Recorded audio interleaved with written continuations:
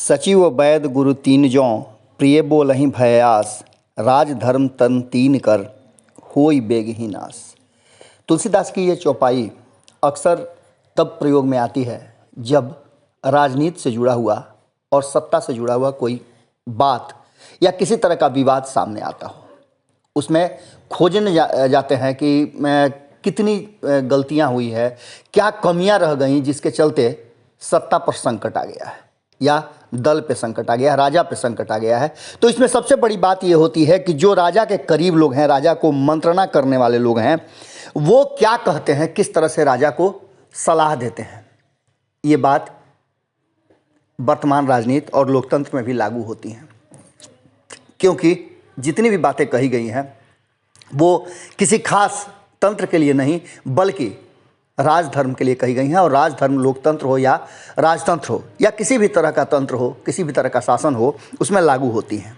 इसीलिए कहा गया है कि यदि सचिव जो आपके करीबी हैं, जो आपके मंत्रणा करने वाले हैं, वो आपके वैद्य जो आपका इलाज करते हैं, आपके गुरु जो आपको शिक्षा देते हैं, ये तीनों यदि आपके डर से, आपके व्यवहार को लेकर के या आपके लिए सिर्फ मीठा ही बोलते हैं, आपको सही सलाह नहीं देते हैं, तो आप समझ लीजिए कि नाश निश्चित है।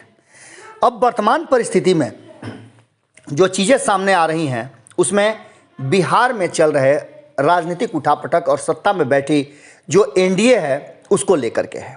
इसके पीछे के कई तर्क और कई बातें दी जा रही हैं। कहा यह जा रहा है कि ये जो सब कुछ चल रहा है उसके पीछे कई तरह की बातें हैं और नीतीश कुमार जो लगातार डोमिनेट करते रहे हैं शासन को लेकर के, सत्ता को लेकर के और गठबंधन को लेकर के, चाहे जिस गठबंधन में भी रहे हों, कुछ समय के लिए महागठबंधन में आए हों या फिर लंबे समय तक एनडीए में रहे हों, पुनः एनडीए में गए हों, वो डोमिनेट करते रहे हैं और अपर हैंड लेकर के गए हैं। लेकिन वर्तमान जो बदली हुई परिस्थिति है उसमें कहीं ना कहीं भाजपा के कोप से नीतीश कुमार पूरी तरह से आच्छादित हैं।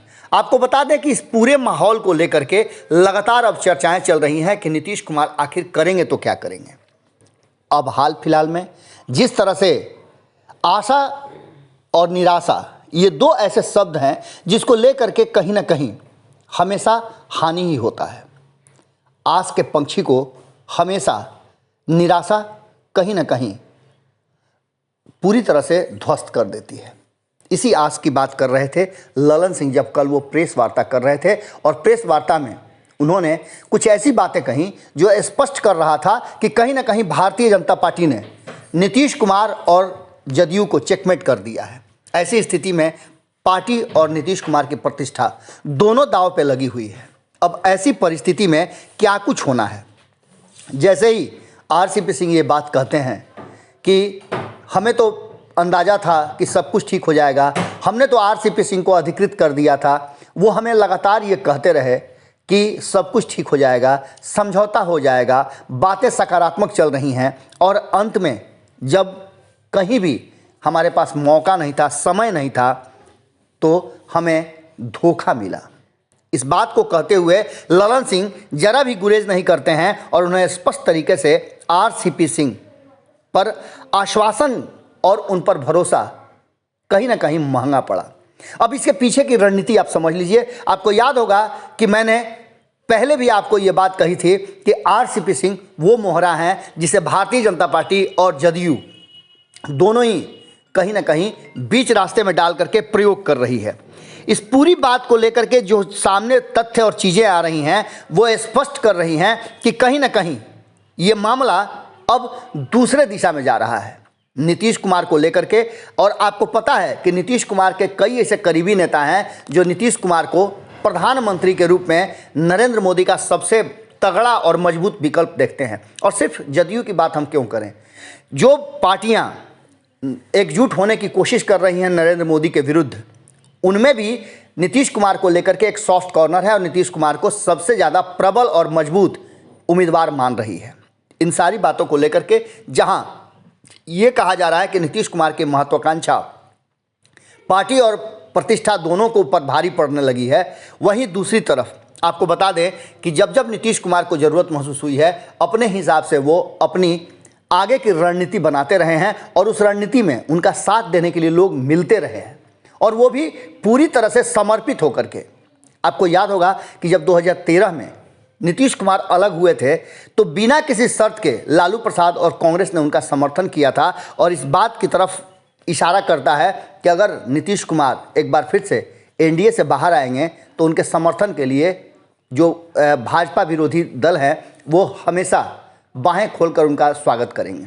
दूसरी तरफ भारतीय जनता पार्टी को भी जब लगा कि नीतीश कुमार मजबूत हो गए हैं और नीतीश कुमार की ये मजबूती कहाँ से आई है, तो निश्चित रूप से लालू प्रसाद और कांग्रेस से आई है। तो भारतीय जनता पार्टी ने ऐसी रणनीति बनाई जिससे नीतीश कुमार एक बार फिर से एनडीए में वापस चले आए। लेकिन अब रास्ते धीरे धीरे संकुचित होते जा रहे हैं, जहां पूरे हुजूम के साथ आप नहीं जा सकते हैं, एकाएक ही जा सकते हैं, और नीतीश कुमार ये चाहेंगे नहीं। भारतीय जनता पार्टी के साथ संबंध जो हैं वो कहीं ना कहीं धीरे धीरे संकुचित होते जा रहे हैं। अकेले चुनाव लड़ने की तैयारी, कहीं ना कहीं 26 सीटों पर उम्मीदवारों की घोषणा, और इस बात का दुख कि हम 100 से ज़्यादा सीटों पर चुनाव लड़ते, यदि ये बातें हमें पहले पता चल जाती तो इशारा करता है कि ये संबंध अब धीरे धीरे समाप्ति की ओर जा रहा है। दूसरी तरफ जिस तरह से भारतीय जनता पार्टी ने सिर्फ उत्तर प्रदेश चुनाव में ही नहीं, बिहार में भी हो रहे 24 सीटों के जो एमएलसी के चुनाव हैं उस पर नीतीश कुमार को सिरे से खारिज कर दिया है और कहा है कि हम अपनी एक भी सीटें नहीं छोड़ने जा रहे हैं, और नहीं तो हम कोशिश 24 सीटों पर कर रहे हैं। ये भी एक बड़ा सवाल है जो नीतीश कुमार को सुलझाने में काफ़ी वक्त लग जाएगा। लेकिन नीतीश कुमार के पास उतना वक्त नहीं है, क्योंकि नीतीश कुमार को भारतीय जनता पार्टी बाहर करे उससे पहले नीतीश कुमार को अपने लिए नया रास्ता बना लेना होगा। पार्टी और प्रतिष्ठा दोनों कहीं ना कहीं नीतीश कुमार की दांव पर है। आपको याद होगा कि जब आरसीपी सिंह केंद्रीय मंत्रिमंडल में शामिल हुए थे तो नीतीश कुमार की चुप्पी और घिघी दोनों बंध गई थी।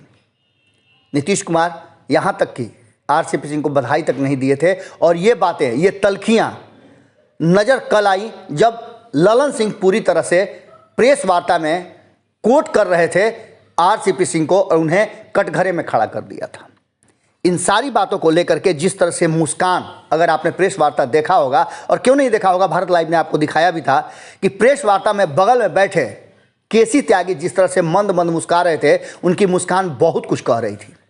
आरसीपी सिंह को लेकर के कहीं ना कहीं ललन सिंह को एक बड़ा फैसला करना होगा, और वो बड़ा फैसला होगा आरसीपी सिंह को पार्टी से निकालना या उन्हें आने वाले जो राज्यसभा के चुनाव के उनके कार्यकाल खत्म हो रहे हैं उससे उन्हें वंचित रखना। एक बार फिर से कहीं ना कहीं जनता दल यूनाइटेड में पार्टी और पद दोनों प्रतिष्ठा का विषय बन गया है नीतीश कुमार के लिए।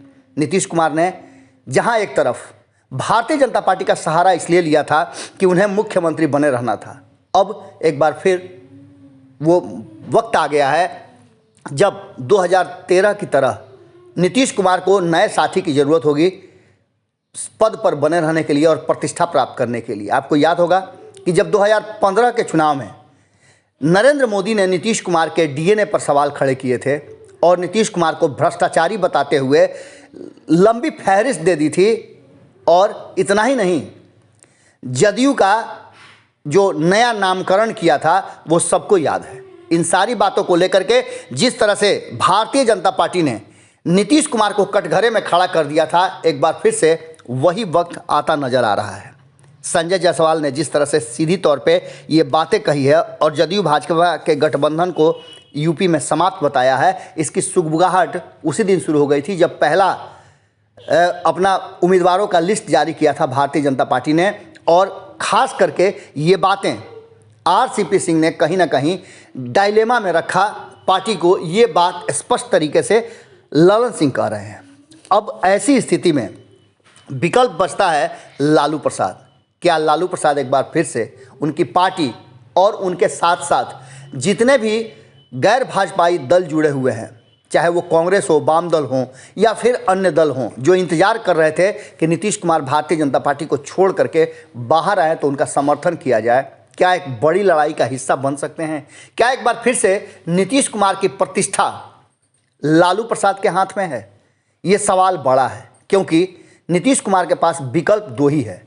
भारतीय जनता पार्टी से बाहर होने के बाद या तो वो चुनाव में आए, जो कि संभव अभी वर्तमान में नहीं लगता है, क्योंकि आरसीपी सिंह अगर भारतीय जनता पार्टी की तरफ जैसा कि सॉफ्ट कॉर्नर कर रहा है, आगे भी रहता है तो पार्टी में एक बड़ी टूट की संभावनाएं बनती है।